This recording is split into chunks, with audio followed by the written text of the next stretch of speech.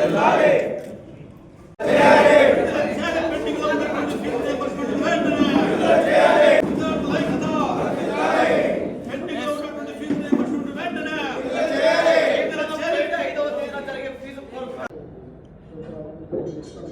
రాష్ట్రంలో విద్యార్థులకు సంబంధించినటువంటి ఫీజు రియంబర్స్మెంట్ బకాయిలు ఏదైతే ఉన్నాయో దాదాపు 3,900 కోట్ల రూపాయలని కూటమి ప్రభుత్వం వెంటనే విడుదల చేయాలని, అదేవిధంగా విద్యార్థుల పట్ల కూటమి ప్రభుత్వం వహిస్తున్నటువంటి నిర్లక్ష్య వైఖరిని ఖండిస్తూ ఈ నెల 5వ తారీఖున రాష్ట్ర వ్యాప్తంగా అన్ని జిల్లాల కలెక్టరేట్ల దగ్గర జగన్మోహన్ రెడ్డి గారి నాయకత్వంలో నిరసన కార్యక్రమాలు చేపట్టడం జరుగుతూ ఉంది.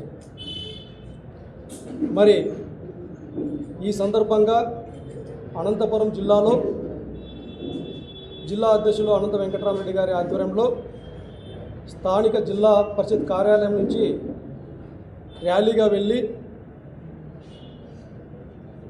నిరసన చేపట్టి కలెక్టర్ గారిని కలవడం జరుగుతుంది. వినతి పత్రాన్ని కూడా సమర్పించడం జరుగుతుంది 5వ తారీఖున. మరి ఈ కార్యక్రమానికి విద్యార్థి లోకానికి అండగా నిలబడటానికి వైఎస్ఆర్ కాంగ్రెస్ పార్టీ తరఫున వివిధ విద్యార్థి సంఘాల నాయకులను ఆహ్వానించగా విద్యార్థి సంఘాల నాయకులు చాలామంది మేము సైతం విద్యార్థులకు అండగా నిలబడటానికి సిద్ధంగా ఉన్నామని చెప్పి ఈరోజు మాకు వారి సంపూర్ణ మద్దతు తెలియజేయడానికి ఇచ్చేసినందుకు వివిధ విద్యార్థి సంఘాల నాయకులకి ఏఐఎస్ఎస్బి జిల్లా ప్రధాన కార్యదర్శి తమ్ముడు పృథ్వీకి, అదేవిధంగా పిఎస్యు రాష్ట్ర అధ్యక్షులు నరేంద్రకి, గిరిజన విద్యార్థి సమాఖ్య మల్లికార్జున నాయక్కి, అదేవిధంగా లక్ష్మీపతికి, ఏఐఎస్బి జిల్లా అధ్యక్షులు జగదీష్కి, అదేవిధంగా ఎస్విఎస్ఎఫ్ సంబంధించినటువంటి కమిటీ వారికి హర్షాకి, చక్రికి, మరి వైఎస్ఆర్ కాంగ్రెస్ పార్టీ విద్యార్థి విభాగమైనటువంటి చంద్రాకి, కైలాస్కి, ఇక్కడికి విచ్చేసినటువంటి చాలామంది ఆర్గనైజేషన్స్ వాళ్ళకందరికీ పేరు పేరున వైఎస్ఆర్ కాంగ్రెస్ పార్టీ తరఫున ధన్యవాదాలు తెలియజేస్తూ ఒకరికొకరం కలిసి ప్రభుత్వం పైన ఒత్తిడి తెచ్చి విద్యార్థి లోకానికి అందరికీ అండగా ఉందామనేసి ఈ సందర్భంగా తెలియజేస్తూ ఉన్నాను. ముఖ్యంగా మన పూర్వీకులు కావచ్చు, మన పెద్దలు కావచ్చు ఒక మాట చెప్పేవాళ్ళు, నేటి విద్యార్థులే రేపటి మన భవిష్యత్తు అని.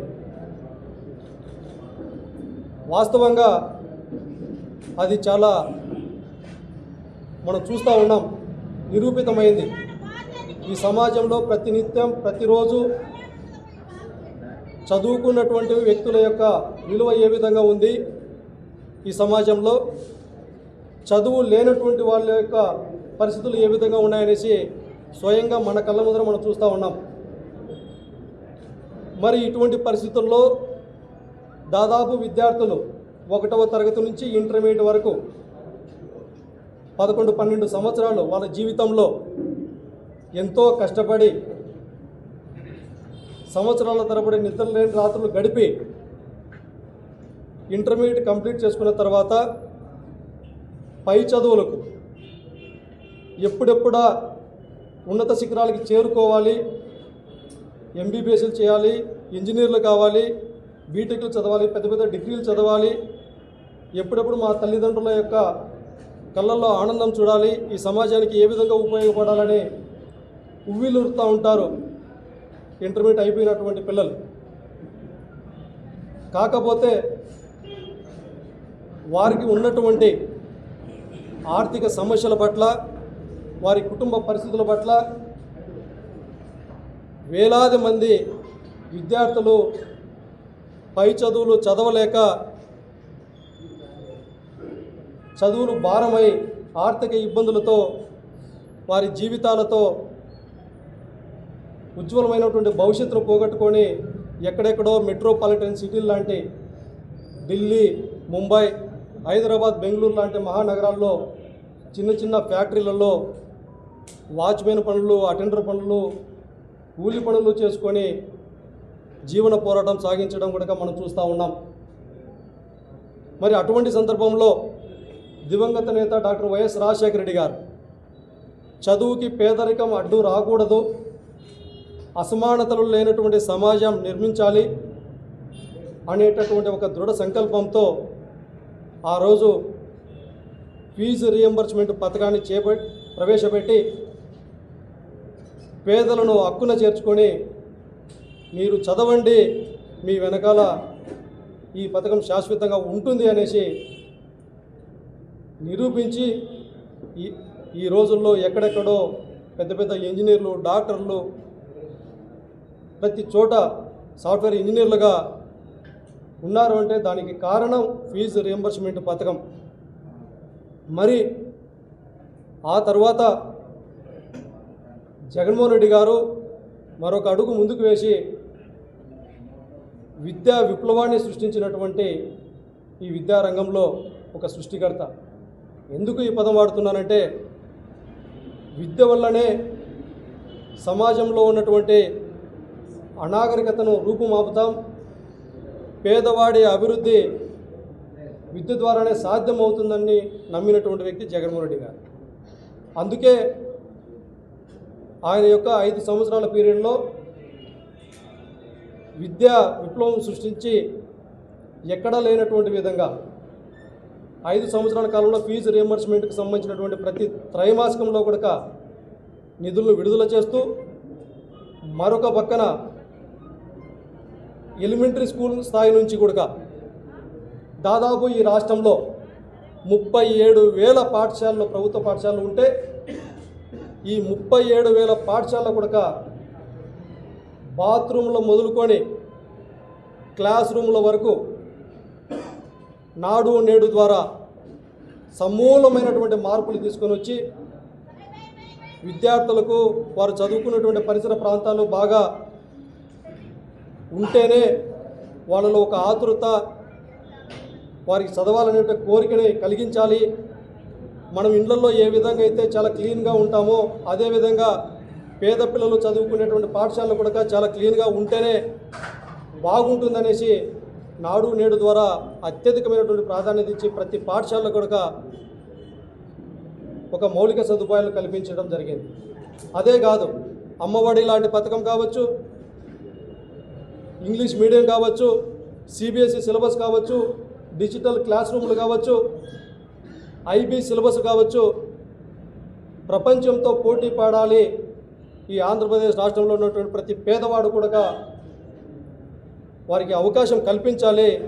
ప్రభుత్వాలు ఆ విధమైనటువంటి నిర్ణయాలు తీసుకుంటేనే ఎంతోమంది ఆర్థిక నిపుణులు కూడా చెప్పారు, విద్యకు సంబంధించినటువంటి ఏదైతే పథకాలు ఉంటాయో అవి కేవలం సంక్షేమ పథకాలు కాదు, ఎంత ఖర్చు పెట్టినా కూడా ఆ ఖర్చు అనేటటువంటిది పెట్టుబడి రూపంలోనే ఉంటుంది అనేటటువంటి ఎంతోమంది ఆర్థిక నిపుణులు చెప్పిన తర్వాతనే విద్యా విప్లవాన్ని తీసుకొని వచ్చారు.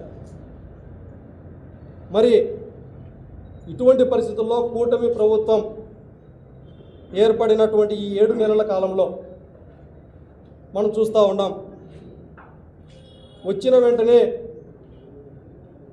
చిన్నపిల్లలు చదువుకునేటువంటి ప్రాథమిక విద్యను ఏ విధంగా నిర్వీర్యం చేస్తూ ఉన్నారో. ఒక పక్కన ఇంగ్లీష్ మీడియాన్ని ప్రవేశపెట్టి మన పిల్లలు ప్రపంచంతో పోటీ పడాలనేసి మనమందరం కోరుకుంటూ ఉంటే, కూటమి ప్రభుత్వం మాత్రం ఉన్నటువంటి ఇంగ్లీష్ మీడియాన్ని కూడా జీవో నెంబర్ 85ను రద్దు చేసే విధంగా ఈ మధ్యకాలంలో మనం చూసాం. ప్రపంచ తెలుగు మహాసభల పేరుతో ఆ ఇంగ్లీష్ మీడియం జీవోని రద్దు చేసేటటువంటి కుట్రలు మన కళ్ళ ముందర మనం కూడా చూస్తున్నాం ఈ మధ్యకాలంలో. నేను అడుగుతూ ఉన్నాను, ఈ మధ్యకాలంలో దాదాపు ఈనాడు పత్రిక కావచ్చు, ఆంధ్రజ్యోతి పత్రిక కావచ్చు, చాలా పెద్ద పెద్ద హెడ్లైన్స్, న్యాయపాలన తెలుగులోనే జరగాలి, లేకపోతే ఆంగ్ల మాధ్యాన్ని జీవోని రద్దు చేయాలా, ఈ జీవోని రద్దు చేసేటప్పుడు మన జరిగినటువంటి ప్రపంచ తెలుగు మహాసభలు అక్కడ ఉన్నటువంటిది మహాసభల్లో ఒకసారి మనం అందరం ఆలోచిస్తే జస్టిస్ ఎన్వి రమణ గారు, మండలి బుద్ధప్రసాద్ గారు, యార్లగడ్డ లక్ష్మీప్రసాద్ గారు, సుజనా చౌదరి గారు, శైలజా కిరణ్ గారు అంటే రామోజీరావు గారి కోడలు, కలుగురి ఇనాకారు శ్రీనివాస్ గారు, పెద్ద పెద్ద వాళ్ళు బాగా మేధావులు. ఈ మేధావులందరూ మాట్లాడేటటువంటి మాటలు ఏంటంటే తెలుగులోనే అభివృద్ధి సాధ్యమవుతుందంట. నేను అడుగుతున్నాను వీళ్ళకందరికీ, ఆ మాతల్లి శైలజా కిరణ్ గారికి ఈ సందర్భంగా అడుగుతూ ఉన్నా. ఆమె నడిపేటటువంటి స్కూల్స్ రమాదేవి పబ్లిక్ స్కూల్స్. ఈ రోజుకి ఆ స్కూల్స్లో నాకున్నటువంటి సమాచారం మేరకు తెలుగు మీడియం లేదు. చిన్నప్పటి నుంచి ఆ స్కూల్లో చదివేటటువంటి ప్రతి పిల్లవాడికి రష్యను, జర్మనీ, ఫ్రాన్స్, ఇంగ్లీష్ మీడియాలు, ఇంకా 4-5 లాంగ్వేజ్లు, ప్రపంచవ్యాప్తంగా ఏదైతే లాంగ్వేజ్లు ఉంటాయో ఆ లాంగ్వేజ్లన్నీ ఆ స్కూల్స్లో నేర్పిస్తారు. ఇక్కడ మాట్లాడినటువంటి ప్రతి ఒక్కరు కూడా వాళ్ళ పిల్లల్ని కావచ్చు, వాళ్ళ మనవల్ని కావచ్చు, ప్రతి ఒక్కరిని కూడా అద్భుతమైనటువంటి స్కూల్స్లో చదివిస్తూ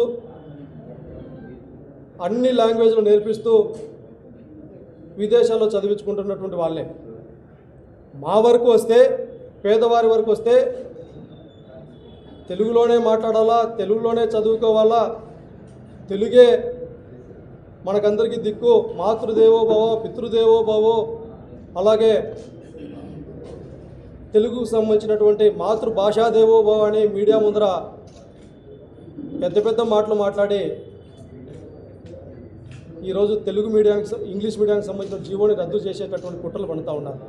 నేను అడుగుతూ ఉన్నా, మీకు సంబంధించినటువంటి పిల్లలపైన మీకు ఏ విధంగా అయితే శ్రద్ధ ఉంటుందో అదేవిధంగా ప్రతి పేదవాడి కూడా వాళ్ళ పిల్లల్ని బాగా చదివించుకోవాలా, బాగా ఇంగ్లీష్లో మాట్లాడితే ఉద్యోగాలు వస్తాయి, వాళ్ళు పడినటువంటి కష్టం పిల్లలు కూడా పడకూడదనేసి, ఈ సమాజంలో ఉన్నటువంటి ప్రతి ఒక్క పేదవాడి కూడా ఉంటుందా ఉండదా అనేసి ఆలోచన అనేటటువంటిది మీకు కలగలేదా అనేసి సందర్భంగా అడుగుతూ ఉన్నా.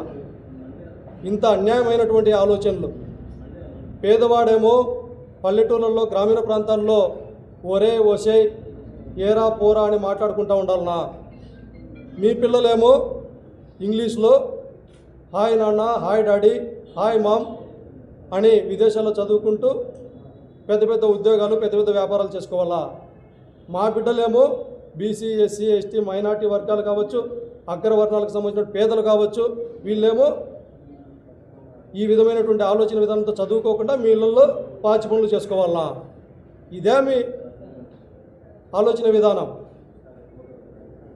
ఈ రాష్ట్రంలో పేదవాడి పట్ల డబ్బున్నటువంటి వాడు మాత్రమే చదువుకోవాలి, పేదవాడు చదువుకు పనికిరావడం అనేటటువంటిది మీ విధానమా? ఇంత ఘోరమైనటువంటి ఆలోచన విధానమా? ప్రపంచం వేగంగా మారుతూ ఉంది. అందుకే మేము ఒకటే ఆలోచిస్తున్నాం, ఆ తర్వాత హైయర్ ఎడ్యుకేషన్కి సంబంధించినటువంటి పిల్లలు సంబంధించిన ఫీజు రియంబర్స్మెంట్ బకాయి ఘోరాతి ఘోరం. పిల్లలు ఫీజులు కట్టలేకపోతే ఆ స్కూల్ యాజమాన్యాలు ఒత్తిడి, మీరు క్లాసులకు రావద్దు అనేసి కొంతమంది కళాశాల వాళ్ళు, మీరు టీసీలు తీసుకొని పోండి అనేసి కొంతమంది కళాశాల వాళ్ళు.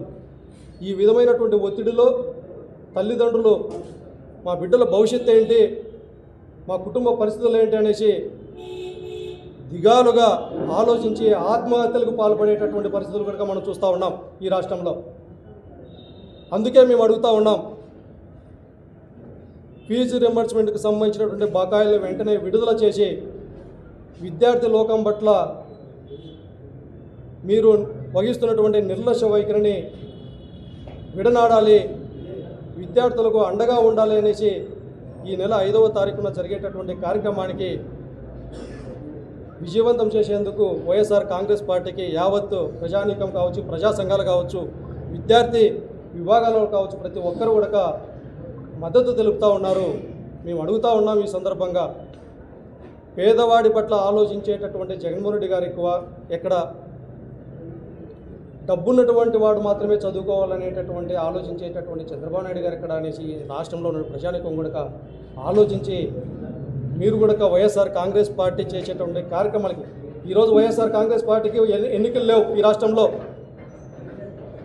పేదవాడి పట్ల, పేదవాడి యొక్క ఇబ్బందుల పట్ల, పేదవాడి సమస్యల పట్ల మాత్రమే స్పందిస్తూ ఉన్నారు. గతంలో కూడా రైతులకు సంబంధించినటువంటి విషయం కావచ్చు, విద్యుత్ ఛార్జీల విషయంలో కావచ్చు, రేపు భవిష్యత్తులో సూపర్ 6 హామీలకు అమలు విషయంలో కావచ్చు, ఇప్పుడు జరుగుతున్నటువంటి విద్యార్థులకు సంబంధించిన సమస్యల పట్ల కావచ్చు, ప్రతి ఒక్క సమస్య పట్ల ప్రజల సమస్యల్లో భాగం పంచుకునే దానికి మాత్రమే వైఎస్ఆర్ కాంగ్రెస్ పార్టీ సన్నద్ధమై కార్యక్రమాలు చేస్తుందే కానీ ఎన్నికలను దృష్టి పెట్టుకోవడం, ఓటు బ్యాంకు రాజకీయాలతో సంబంధం లేనటువంటి రాజకీయాలు చేస్తూ ఉంది. కాబట్టే ఈ రాష్ట్రంలో ఉన్నటువంటి వివిధ ప్రజా సంఘాలు కావచ్చు, విద్యార్థి సంఘాల నాయకులు కావచ్చు, ప్రతి ఒక్కరికి పెద్ద మనసుతో ఆలోచించి ఈ రాష్ట్రంలో జరుగుతున్నటువంటి పరిస్థితులు ఏ విధంగా ఉన్నాయి, రాజకీయ ఆలోచనలు ఏ విధంగా ఉన్నాయి ఒకసారి ఆలోచించి మీరు వైఎస్ఆర్ కాంగ్రెస్ పార్టీ చేసేటువంటి ప్రతి కార్యంలో పాల్గొని మద్దతు తెలపాల్సిందిగా, జరిగేటటువంటి కార్యక్రమాన్ని విజయవంతం చేయాల్సిందిగా ఈ సందర్భంగా తెలియజేస్తూ రిక్వెస్ట్ చేస్తూ ఉన్నాను.